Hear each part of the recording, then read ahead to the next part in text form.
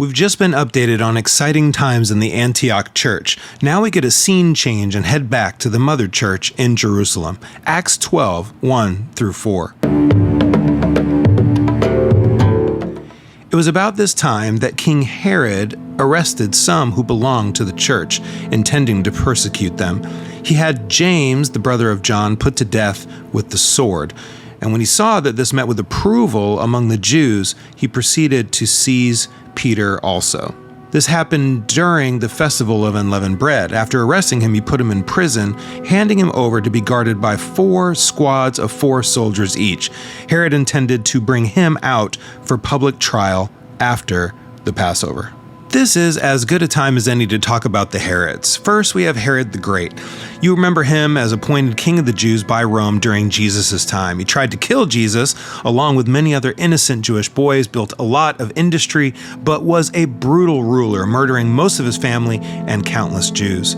Next, we have Herod Archelaus, son of Herod and ruler during the beginning of Jesus' life. He's mentioned in Matthew 2:22 and is the whole reason the Messiah grew up in Nazareth. He was a horrifically violent ruler, and Josephus says that this Herod killed 3,000 Jews during Passover. Next, we have Herod Antipas, another of Herod the Great's sons. He's mentioned in Mark, Luke, and Acts all over the place and is infamous for a few things, including incest and the murder of John the Baptist.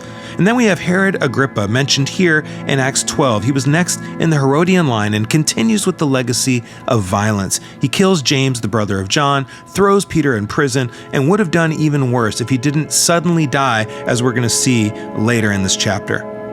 If you're a Christian today feeling oppressed by the political powers that be, or if you feel woefully incapable of doing something that you feel would make a real difference with the authority structures that seem to dictate our world, then let's take a step back and appreciate what our spiritual ancestors lived and died with.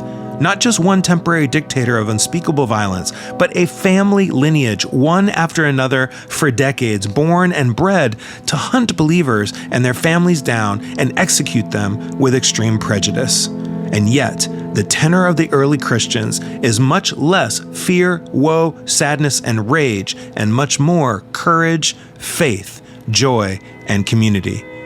May we live that same good news out in our day.